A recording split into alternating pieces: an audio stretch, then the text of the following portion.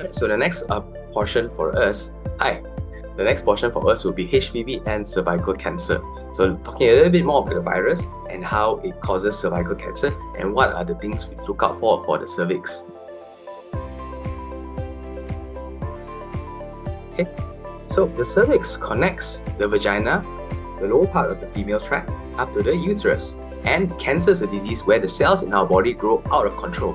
Right? Our cells normally grow and die. It's a very normal process. But what happens in cancer is that cells fail to die and they just keep growing bigger and bigger and bigger and bigger, and it starts taking up all our blood supply, all our nutrients, and then it starts spreading all across the body. So if it goes to the brain, you get seizures. It goes to the lung, you can't breathe. It goes to your back, it's so painful you can't move. It goes to your liver and you become jaundiced.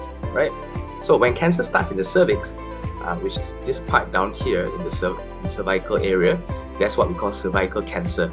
So bear in mind, ladies and gentlemen, only women have cervix. A male does not have a cervix, yeah? So if you look at the left side, that's what a normal cervix looks like. It's smooth and pink. However, cervical cancer, it starts to bleed, it's rough, friable, and it has multiple lesions. And if you see the picture or the figure at the side, normal cervix looks like that, and then early stages is when the transformation zone, or where the cervix starts to just get more and more deformed and more abnormal cells are present. So if there are too many abnormal cells, and then if it gets touched, it'll start bleeding. And when there's symptoms, usually means cervical cancer has already been to stage 1, stage 2, or even further on already in the cancer continuum. Okay. So how does a normal cervical cell develop into cervical cancer? So if you look at it, this figure 1, a pathogenesis of cervical cancer. So pathogenesis just means the process of how a disease happens. In this case, how the pathogenesis of cervical cancer, basically how does cervical cancer happen? So let's say an uninfected person, right? On the left side, you have an uninfected person. On the right side is HPV vaccination. HPV infection. The best way to protect an uninfected person is through a HPV vaccine. By giving this vaccine, you prevent them from getting the infection, hence never getting cervical cancer. So, but in this case, let's say this person is uninfected but no vaccine.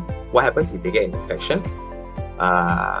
So most people, their immune systems will clear the infection with no harm caused.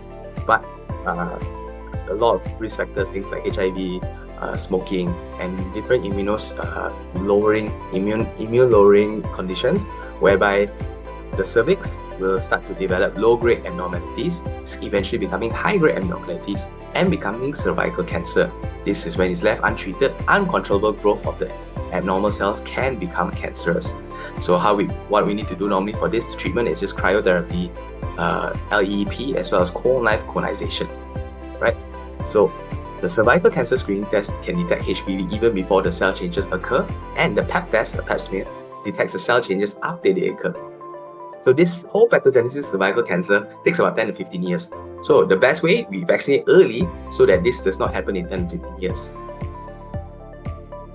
And the statistics on cervical cancer is the fourth most common cancer in women and the 7th overall in the world, about 600,000 new cases in 2020. And about 90% of new cases and deaths worldwide occur in low and middle income countries. There were estimated about 300,000 deaths from cervical cancer worldwide in 2020, accounting for 7.7% of all female cancer deaths. And cervical cancer is the 3rd most common cancer in Malaysia. If you read this, the age standardized incidence rate for 10 most common cancers, all residents in Malaysia, taken from the Malaysian National Cancer Registry, 2012 to 2016, it shows that cervical cancer is the 3rd most common cancer for women, with an ASR or age standardized rate of 6.3. And 41% of cervical cancer cases unfortunately are detected at late stages, stage 3 and stage 4. So thankfully for cervical cancer, you're about 59% is still early, stage 1, stage 2. But unfortunately, still 41% for very preventable and a very easily screenable cancer is still 41%, and that's not good. What we want to do is reduce the number of late-stage diagnoses. More early-stage diagnoses or no cases of cervical cancer at all are what we are looking for, and what we're hoping for cervical cancer in Malaysia. And if you see the stages, why is staging so important? If you look at the stages, you'll realize a trend. The trend is the survival rate of cervical cancer based on cancer staging goes down. In the earlier stages, stage 1, stage 2, your survival rate is quite good. Once it goes to stage 3, stage 4, the survival rate gets lower. You still can be treated, don't get me wrong. Treatment is still available no matter what stage of cancer you are. But it's significantly much more harder, expensive, and takes longer, and the survival rate is lower if it's in the later stages. It's much cheaper, faster, easier, and a better survival rate is in its earlier stage. So early detection saves lives. So what are signs and symptoms of cervical cancer, cancer of cervix? You have abnormal vaginal bleeding or discharge, bleeding after sexual intercourse, weight loss, fatigue, and loss of appetite, persistent back, leg, or pelvic pain, swelling on one or both legs, or bleeding or spotting despite being menopausal. So those are some warning signs you need to look out for, ladies, if you suspect cervical cancer. And men, if you have your wives who've had such abnormal bleedings and all these other symptoms, please go get them checked for cervical cancer. So these are the screening methods we have in Malaysia at this point, which is two things: pap smear and HPV DNA test. Pap smear detects abnormalities in the cervical cancer, in the cervix, so it detects abnormal cells. So what this does is the doctor scrape the surface of the cervix to collect some cells for examination. This is usually done about 20 to 64 years old, once every year for the first 2 years, and then every 3 years. But for HPV DNA testing, what we do is we're looking for the virus itself, right? So again, pap smear, we're looking for the cervix cell to see if it's abnormal or abnormal. But for HPV DNA, we're looking for the virus. So what we do, what this entails is we collect the cells from the cervix and test for infection for various types of HPV that may lead to cervical cancer. The screening recommendation for HPV test is about every 5 years, right? And let's say your screening is positive. Let's say we found something in screening, then we go for diagnosis, which will be colposcopy. This test will be conducted if PEP test results show an abnormality.